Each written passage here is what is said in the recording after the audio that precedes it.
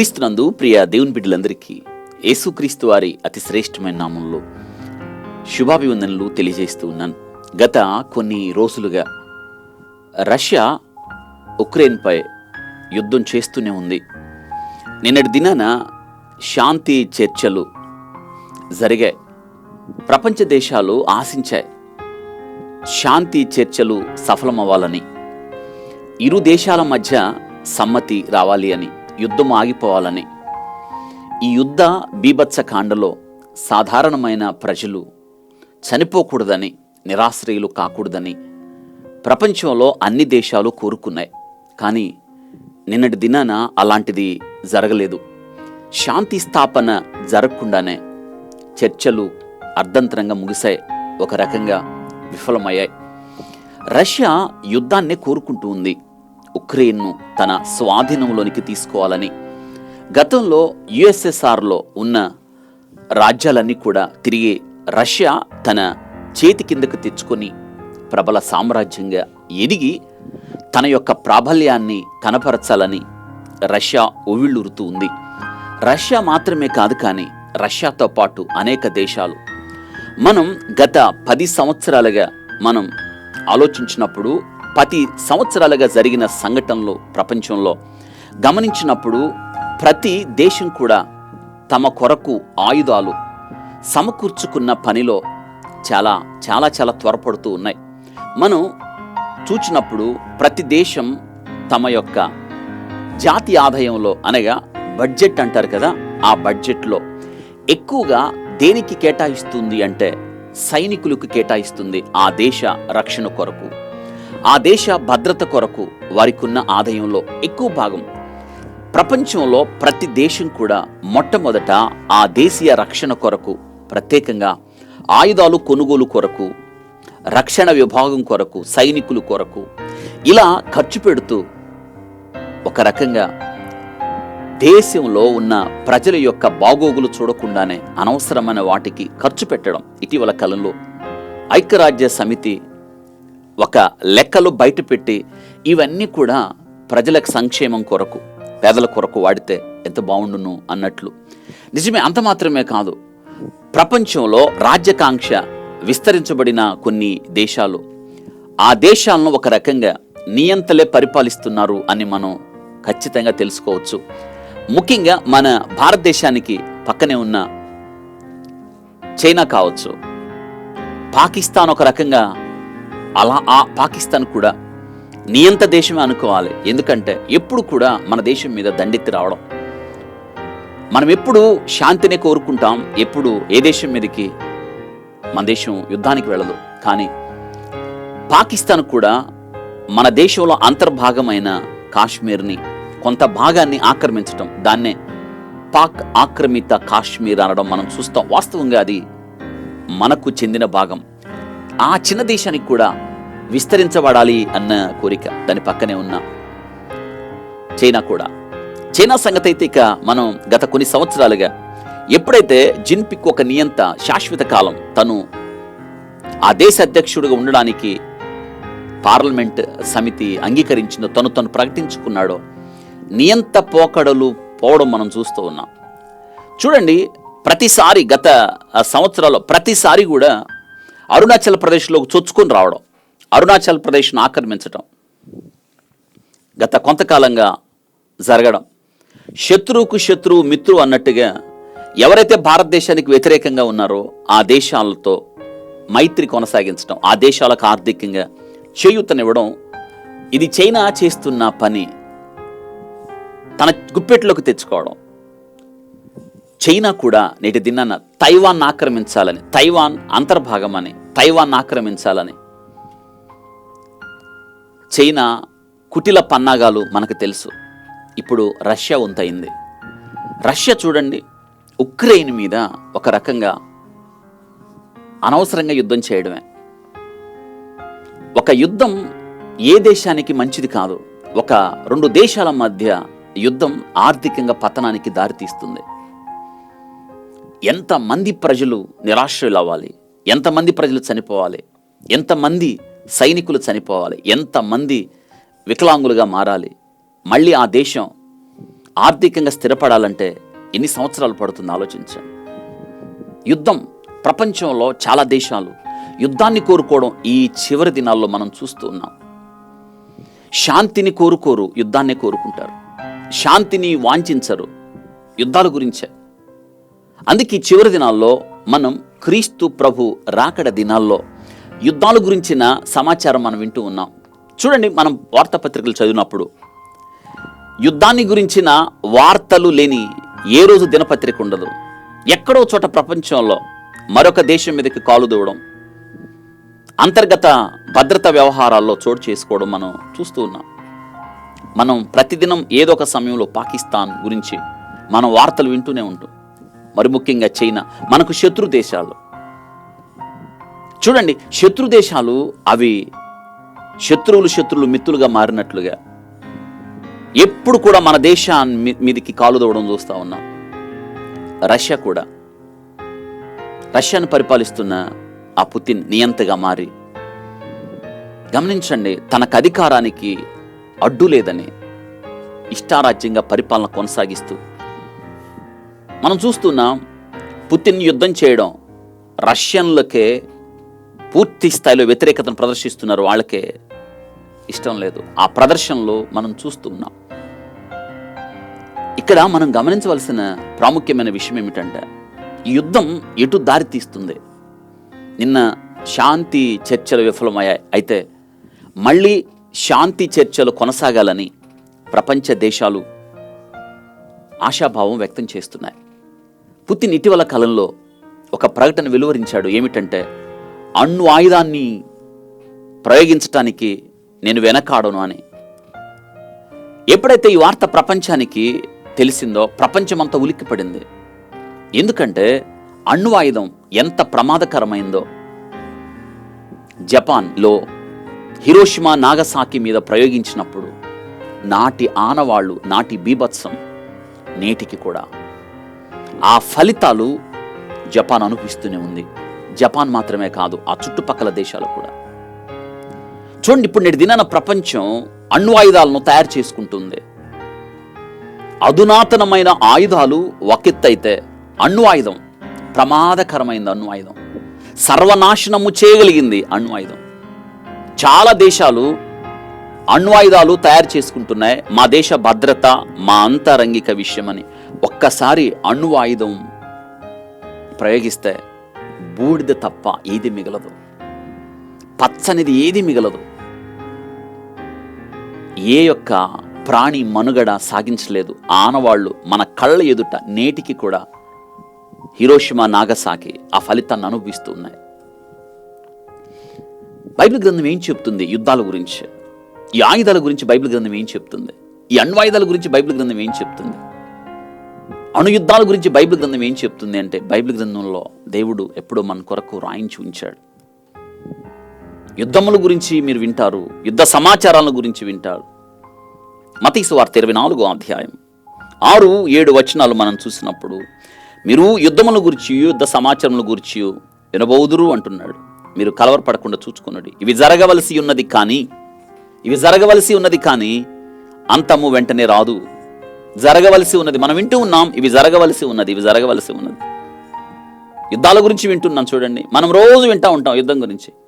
పాకిస్తాన్ సైనికులు, పాకిస్తాన్ ప్రేరేపిత ఉగ్రవాద సామ్రాజ్యవాదులు మన హద్దులు దాటి వచ్చారు, మన దేశంలోకి జొరబడ్డారు అని చూస్తూ ఉంటాం కదా. యుద్ధానికి కాలు తవ్వడం, చైనా యుద్ధానికి కాలు తవ్వడం చూసారా? చైనా పోయి తైవాన్ ఆక్రమించుకోవాలని చూడడం. అణు ఆయుధాలు కలిగి అణు ఆయుధాలను ప్రయోగాత్మకంగా చూపి ప్రజలను భయపెట్టడం, సైనిక విన్యాసాలు చేయడం మనం ప్రతి దేశానికి నేటి దినాన ఒక ప్యాషన్ అయిపోయింది. మా దగ్గర ఇంత సైన్యం ఉంది అని చూపించడానికి, ప్రపంచ దేశాలను భయపెట్టడానికి.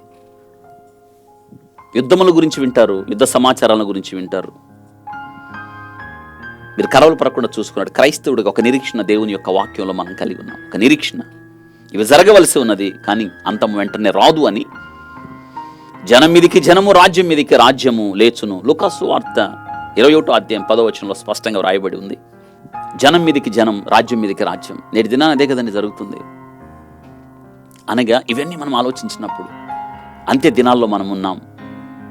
మన భక్తిని మనం కాపాడుకుందాం. క్రీస్తు ప్రభు ఆగమనాన మనం ఉంటుండగా మనం ఎలా ఉన్నామో పరీక్షించుకుందాం. ఎత్తబడే సంఘములో మనం ఉండాలని భక్తి వణుకుతో మన జీవితాన్ని కొనసాగించాలి. ఆలోచించండి, అలా ఉంటున్నామా మనం? ఇప్పుడు ప్రపంచాన్ని భయపెడుతున్న విషయం ఏమిటంటే, పుతిన్ ఒక ప్రకటన చేశాడు, అణ్వాయుధాన్ని ప్రయోగిస్తానని. ప్రపంచంలో అత్యధిక అణ్వాయుధాలు కలిగిన దేశంగా రష్యా ఉంది. రష్యా అణ్వాయుధాలు ప్రయోగించడం మొదలు పెడితే 4 నిమిషాల్లో దాదాపుగా ఈ భూమి మీద భూమండలాన్ని 3 వంతుల్ని బూడిదగా చేసేయచ్చు. ప్రపంచం భయపడుతున్నది అందుకు. ఇప్పుడు ఆ రష్యాని బలపరుస్తున్న చైనా దగ్గర అణ్వాయుధాలు ఉన్నాయి. రష్యాను బలపరుస్తున్న మూర్ఖుడు నియంత ఉత్తర కొరియా అధ్యక్షుడు కిమ్ ప్రతిసారి చూడండి అణ్వాయుధాన్ని ప్రయోగించాడు, పరీక్షించాడు. వాడి దగ్గర అణ్వాయుధాలు ఉన్నాయి. రష్యాని బలపరుస్తున్న ప్రతి దేశం దగ్గర అణ్వాయుధాలు ఉన్నాయి. ఈ అణ్వాయుధాలు ప్రయోగిస్తే ఏమిటి సంగతి? ఏం చెప్తుంది బైబిల్ గ్రంథం అనే విషయాలు మనం ఆలోచించేద్దాం. ప్రపంచంలో నేటి దినాన ఎక్కడ చూసినా యుద్ధాల గురించే ఘోష. 1914-1918 మధ్య జరిగిన మొదటి ప్రపంచ యుద్ధం కావచ్చు, 1939-1945 మధ్య జరిగిన రెండో ప్రపంచ యుద్ధం కావచ్చు, ఇవన్నీ తీసుకొచ్చిన వినాశనం అంతా ఇంత కాదు. ఒక ప్రపంచ యుద్ధం మరొక ప్రపంచ యుద్ధానికి దారితీస్తుంది. ఈ ప్రపంచం అల్లుకోలోల పరిస్థితికి మారుతూ ఉంది. ఇప్పుడు ప్రపంచాన్ని కలవరపెడుతున్న అంశం ఏమిటంటే అణ్వాయుధ యుద్ధాలు. హైడ్రోజన్ బాంబ్ పరీక్షించి దాదాపుగా ఇప్పటికీ 60 పైన సంవత్సరాలు అయింది. అణ్వాయుధాలకెల్లా అత్యంత శక్తివంతమైంది హైడ్రోజన్ బాంబ్. 1952 నవంబర్ 1వ తేదీన తొలిసారిగా అమెరికా ఈ హైడ్రోజన్ బాంబును విజయవంతంగా పసిఫిక్ మహాసముద్రంలో మార్షల్ దీవుల్లో ఉన్న ఎనోటిక్ ఎటాల్ ప్రాంతంలో జరిపింది. సముద్ర జలాలు భయంకరంగా పొంగును తీసుకొచ్చి నూనెలా ససల మాడిపోవడం, ఆ క్షణికమైన అణు విస్ఫోటం వలన శాశ్వత విధ్వంసం ఎలా విరుచుకుపడిందో వివరించింది ఈ అణు పరీక్ష. నాటి కాలం జరిగిన ఆ యొక్క పరీక్ష నేటికి కూడా ప్రపంచానికి గుర్తుంది. 1945 ఆగస్టు 6వ తేదీన తొలి అణుబాంబు విధ్వంసాన్ని అనుభవించిన హిరోషిమా, నాగసాకి నగరాలు ఎంత దారుణమంటే 20,000 టన్నుల టీఎన్టీలకు సరిసమానమైన విస్ఫోట శక్తితో 78,150 మంది జపాన్ వాసులు చనిపోయారు. 59,000 మంది గాయాల పాలయ్యారు. హిరోషిమాలో 70% భవంతులు ఆ కాలంలో నేలమట్టమయ్యాయి. నాగసాకిపై వేసిన బాంబు వల్ల 73,884 మంది చనిపోయారు. 76,796 మంది అంగవైకల్యం కలిగిన వారయ్యారు. శ్మశాన భూమిగా మారి రేడియేషన్ ప్రభావం వల్ల సంవత్సరాల వరకు దుష్ఫలితాలు నేటికి కూడా ప్రసరిస్తూనే ఉన్నాయి. కొన్ని సంవత్సరాల వరకు తల్లుల పాలల్లో విష ప్రభావం కనబడి ఆ పాలు తాగిన బిడ్డలకు కూడా అంగవైకల్యం కలిగిన వారిగా మారిపోవడం నిజంగా ప్రపంచాన్ని దిగ్భ్రాంతి కలిగించింది. మొన్న పుతిన్ చేసిన ఈ ప్రకటన ఒక్కసారిగా ప్రపంచాన్ని అణుభయాలు ఆవరించాయి. చిన్నపాటి యుద్ధంగా మొదలైన ఉక్రెయిన్ సంక్షోభం చివరకు అణుయుద్ధానికి దారితీసేలా పరిణామాలు మారుతున్నాయి. ఉక్రెయిన్ ప్రతిఘటనను, అంతర్జాతీయ ఆంక్షలను భరించలేని పుతిన్ అణుబాంబును ప్రయోగిస్తానని ప్రపంచ దేశాలను హెచ్చరిక చేశాడు. దీంతో న్యూక్లియర్ వార్ వాకిట్లో వచ్చినట్లయింది. కోల్డ్ వార్ ముగిసినప్పటి నుంచి మానవాళి అణు వార్నింగ్లను మర్చిపోయింది. కేవలం ఎన్నికల సమయంలో దేశీయులను ఆకట్టుకోవడానికి పాక్ లాంటి కొన్ని దేశాలు అణుయుద్ధాల ప్రసక్తి తీసుకురావడం తప్ప ఒక దేశం మరొక దేశాన్ని న్యూక్లియర్ ఆయుధం చూపి నేరుగా హెచ్చరించడం ఇటీవల కాలంలో ఎప్పుడూ జరగలేదు. అంతా మర్చిపోయిన ఈ అణుయుద్ధం జరిగితే అది చేసే చేటు అంతా ఇంత కాదు. సమస్త జీవజాలంపై దీని ప్రభావం ఉంటుందని అణు శాస్త్రవేత్తలు ఇప్పటికే హెచ్చరిక చేశారు. ప్రాణాంతక స్థాయిలో విడుదలయ్యే రేడియేషన్ జీవరాశులను చంపడమే కాకుండా గాలి, నీరు, నేలను విషపూరితం చేస్తుంది. అణువాయుధాలతో జరిగే యుద్ధ ప్రభావం అనేక తరాలను వెంటాడుతూనే ఉంటుంది. ఒక్కసారి అణుయుద్ధం జరిగితే ప్రపంచంలో ఎలక్ట్రికల్ వ్యవస్థలు దెబ్బతింటాయి. దీంతో ప్రజలు బ్రతకడానికి ఆదిమ మార్గాలను అనుసరించే పద్ధతులు దాపురిస్తాయి. కోవిడ్ వైరస్ కారణంగా ప్రపంచమంతా కరోనా వ్యాపించి పలు దేశాలు అల్లుకొల్లలమయ్యాయి. అణుయుద్ధం జరిగితే ఇంతకు మించి అల్లుకొల్లలు చెలరేగే అవకాశాలున్నాయి. చిన్నపాటి అణుపేలుడు సైతం లక్షలాది మంది ప్రాణాలను తీయగలదు. వీటి దెబ్బకు అలుముకుని ధూళి మేఘాలు సూర్యరశ్మిని అడ్డుకోవడంతో న్యూక్లియర్ వింటర్ వస్తుంది. అది పంటలను నాశనం చేసి తీవ్ర దుర్భిక్షానికి కారణమవుతుంది.